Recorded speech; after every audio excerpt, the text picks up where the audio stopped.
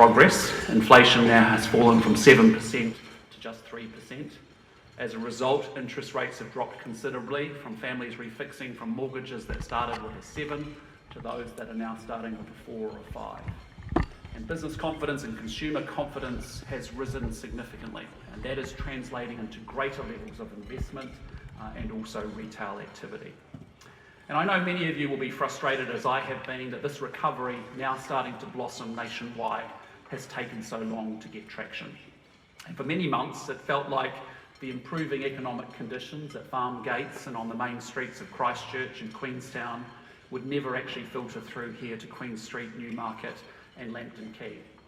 And in the middle of last year, you'll remember, when emerging green shoots were rapidly cut down by tariff shocks and global uncertainty, it felt like we were back at square one.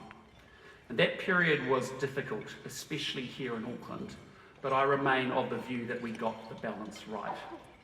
At the time, there were calls for a big fiscal stimulus and for us to open up the immigration gates and therefore pump up house prices. But as I spoke about it last year, we can't risk repeating the sugar rush economics of the past. Rapidly rising house prices and more borrowing might have felt good in the moment, but in the long run, those actions ultimately just make us poorer as a society and an economy. And I understand that that's been challenging, particularly in the near term, but it is encouraging a critical shift that needs to happen in the New Zealand economy, away from speculation and towards productive economic activity that supports higher incomes and more jobs. And so it was really positive to see that in the latest GDP data published in December, it was manufacturing, it was exports, it was business investment underpinning the bounce back. And it's been 2 years of hard work, really hard work, in government, from businesses large and small, and in fact from every single New Zealander. But I have to tell you, I feel more confident than ever that the recovery has now arrived, and Kiwis can look forward to a year which is brighter than the past few. Just last week, we saw that NZIER's latest survey. It showed that business confidence is at its highest level since 2014. Business New Zealand's PMI indicator, released on Friday, shows growth in manufacturing is stronger than at any time since December 2021, and it's higher than many of our global peers. And while last year there were pockets of optimism in the South Island and in the rural economy, conditions now seem to be improving nationwide. And according to Westpac, Auckland is now the strongest region for consumer confidence. And in the construction industry, which has been particularly challenged and struggled through a period of high interest rates and financial pressure, a recovery also appears to be underway. Building consents are rising. They're up around about 20% in the last 6 months. And according to SEEK, job advertisements in construction have risen by around 30% in the last year. So in short, there's real cause for optimism, and my focus, and that of my government, is now translating that optimism into real results for New Zealanders in 2026, with more jobs, higher incomes, and the best possible shot at a better life. Now, sensible spending and tight fiscal management is a critical part of our economic agenda. At the half-year update in December, the government confirmed a path back to surplus in 2028-29, supported by tight budgets in coming years. Budgets have actually become standard practice for this government. And in just the last 2 years, our Minister of Finance, Nicola Willis, has delivered savings of around $11 billion per annum. And that is the equivalent to around $5,000 for every single household in the country. And I know generating those savings hasn't been easy, but they have provided us the necessary headroom to deliver tax relief to all Kiwis, invest in the frontline services that New Zealanders rely on, and maintain a path back to surplus over the forecast period. The bottom line is New Zealand needs to get its finances in order if it is to achieve a long-term improvement in its economic prospects. And that's why there will be more savings in this year's budget and no room for extravagant election promises.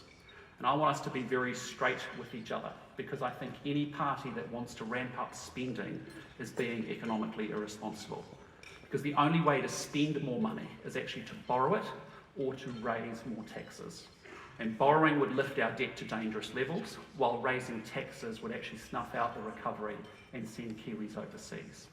So National is going to campaign on being responsible managers of the economy who make the right decisions to fix the basics and to build the future. Now, we've also had to fix the basics on education too.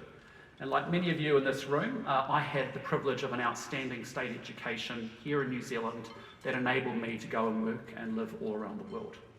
And as Prime Minister, I am determined to give that same shot in life to every single Kiwi kid growing up in New Zealand today. But when we entered office, we had more than half of our kids not attending school regularly. We have 80% of our 13-year-olds not where they need to be at on maths, and half of them were not where they need to be at on reading. And in just 2 short years, we've achieved a huge amount. Yes, we've banned the mobile phones and we've mandated an hour of reading, maths and writing. But I want to say thanks to Erica Stanford, we've also delivered a new structured approach to teaching literacy and numeracy and introduced whole new curriculums for maths and English in our primary schools. And already the number of new entrants achieving where they should be in phonics has gone from a dismal 36% to 58%. The number of students exceeding expectations has doubled. And there's a lot more for us to do, but there is no doubt about it, we are fixing the basics in education.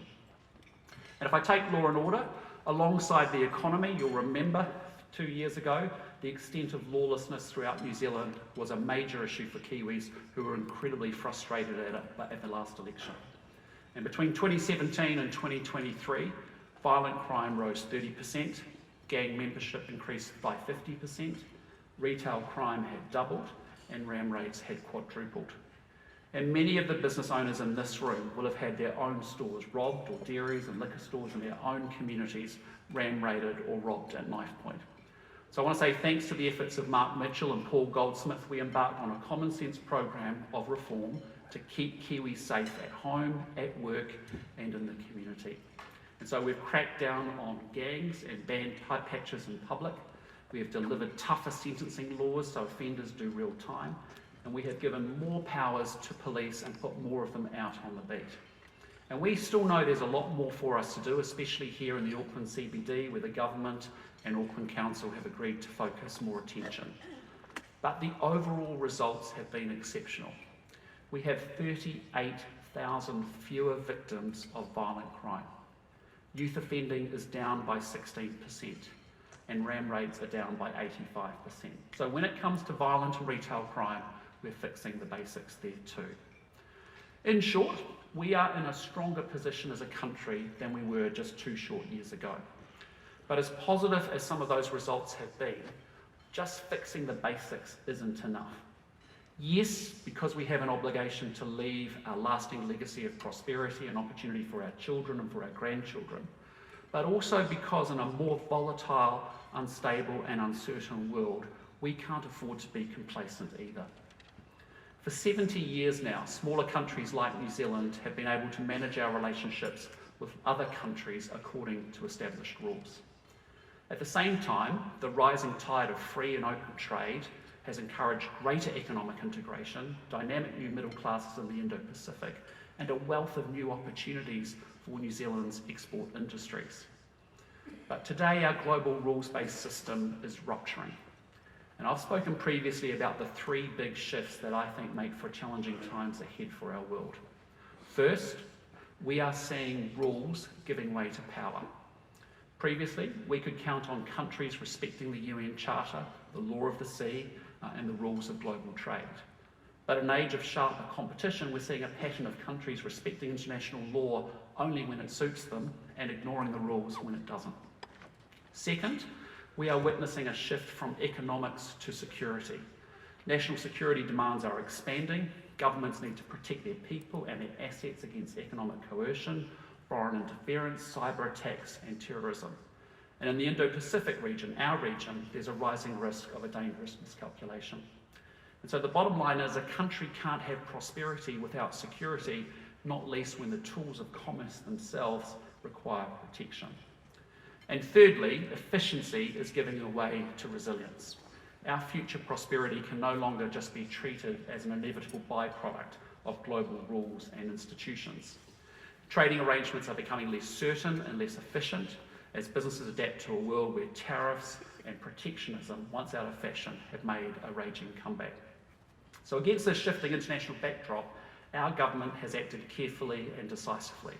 It's why, in concert with our friends and our partners, we are using what agency we have to champion our values and our interests out on the world stage, supporting Ukraine to resist Russia's illegal invasion, and bringing the EU and the CPTPP together to reinforce the rules of global trade. It's also why the government has agreed to significantly lift defence expenditure in the coming years. Because despite decades of underinvestment, the men and women, the incredible men and women of the New Zealand Defence Force do an absolutely outstanding job, keeping Kiwis safe and promoting peace and security in our region. But in a more dangerous world, it would be reckless to continue that trend and to keep banking the dividends of peace. So lifting defence spending means New Zealand can keep doing our part, contributing to regional security, humanitarian assistance and disaster relief efforts. And in a more competitive and cutthroat world, it also supports New Zealand to develop our own defence industry here at home. Finally, we are capitalising on the geopolitical moment by acting very decisively to deepen our portfolio of relationships, particularly in the Indo-Pacific. In just the last 2 years, we've upgraded our partnerships with Singapore, Vietnam, Korea, all of the ASEAN countries, and a range of other Asian friends. We've maximised the opportunities from the EU and the UK FTAs, while also concluding new deals with the UAE and the GCC. And then just before Christmas, we finalised a new feature to our relationship with India, with its 1.4 billion people and rapidly growing economy. When many said it was impossible, we just got on with the job of concluding a landmark free trade agreement with India in less than a year. It's going to be great.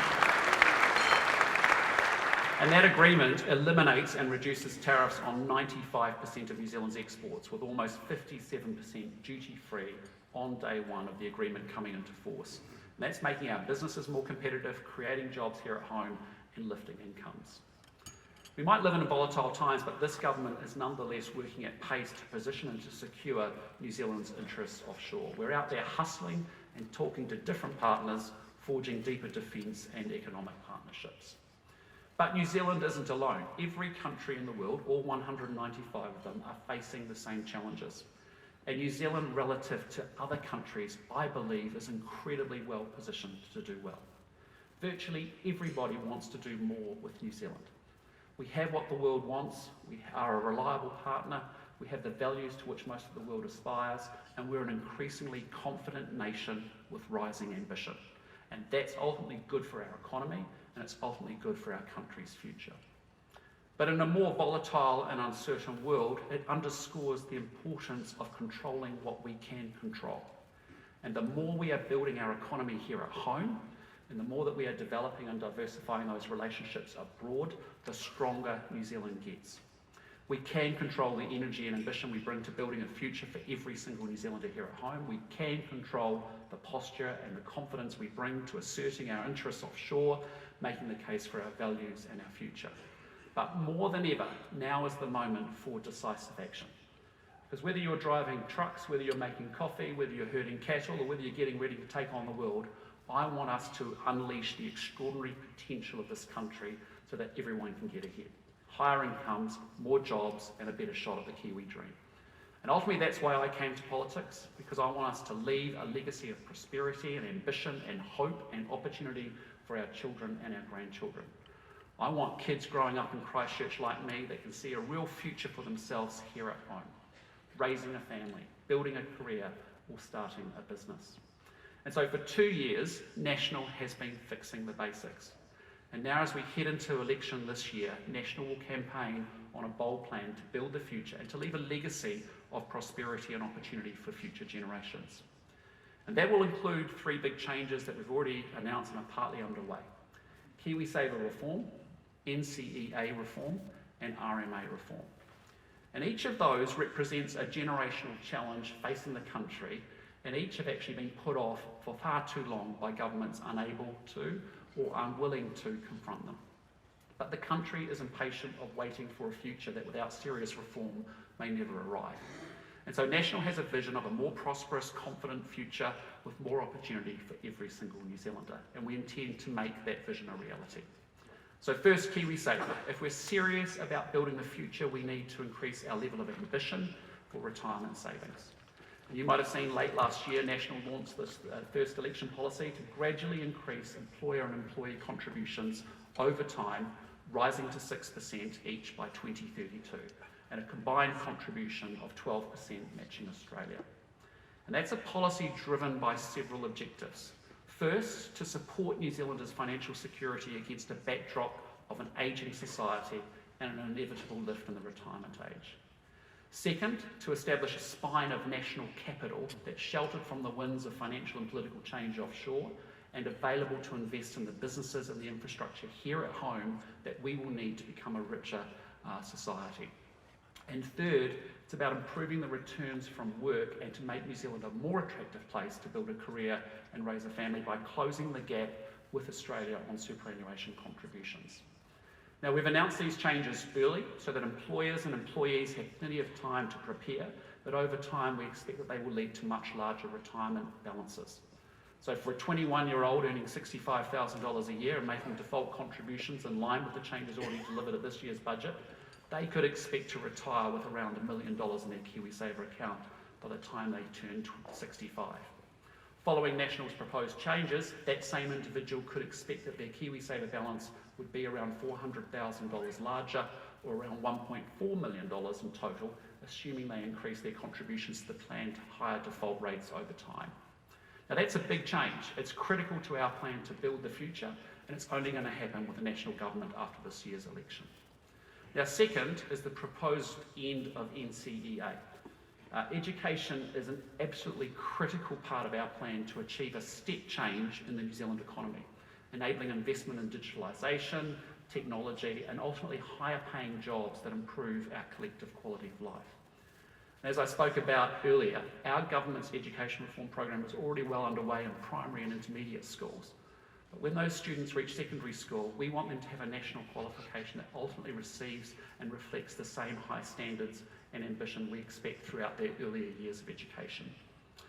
So in August last year, Erica Stanford and I announced our plans to do exactly that and replace NCEA. The truth is that while NCEA was designed to be flexible, for many of our students that flexibility has encouraged a focus on just getting the qualification, coming at the cost of actually developing the learning and the critical skills and the knowledge that they need for future study, training or employment. We have consultation underway right now on the new qualification, which will come with clearer grades out of 100, stronger vocational pathways and high standards for literacy and numeracy. And while Erica is working around the clock to make these changes a reality as quickly as possible, they won't be bedded in for some time because the first cohort to sit the new qualifications are only starting high school in the coming weeks. Now, these are big changes that are critical to our plan to build the future. And if you want education reform that gives your children the very, very best shot in life, then you need a national government. Now, the third issue is resource management reform. And I have to say, in 2 years, Chris Bishop has delivered more reform to the resource management environment than I believe any other minister has in decades. A suite of changes to national direction, enabling greater development of housing, renewable energy, aquaculture and mining. Fast-track legislation now consenting major projects like the gold mine at Waihi or the port expansion here in Auckland in a matter of months rather than years. And then 2 new bills designed to unshackle growth and development in this country by replacing the RMA in its entirety. And those bills are expected to pass later this year following a robust select committee process. But once they do, we're expecting immediate results, with around half of all resource consents no longer being required, promoting growth and development from day one. But passing that legislation, I have to say, is just the start, because over time, more and more of the regime will be managed through national standards, setting out the guardrails for the development of everything from agriculture to mining to apartment buildings. And I'll be very blunt. I want, and I think you should want, national ministers writing those rules so that we have a resource management regime which allows New Zealanders to build the future. And I think the only way to build that future is with a national government. So in conclusion, I want to say National is on a mission to fix the basics and build the future, and we have made tremendous progress so far. An end to the era of wasteful spending, supporting lower inflation and therefore lower interest rates. More visible policing and a tougher stance on law and order, driving down violent crime, retail crime, ram raids and youth offending. Stronger achievement in our classrooms, whether you're just starting school or needing an opportunity to catch up. And now we're building out the future, growing the economy to create more jobs and more opportunities for Kiwis with rising exports, investment and also productivity. Spending your money carefully so we don't burden our grandchildren with even more debt. Upgrading the roads and schools and the hospitals that you rely on, and delivering resource management reform that makes it easier for your businesses to get to construction sooner. Supporting New Zealanders' financial security for the long term with even greater levels of savings and investment. All of it means more hope, more opportunity, more ambition, and ultimately greater prosperity so that you and your family can get ahead. Thank you very much.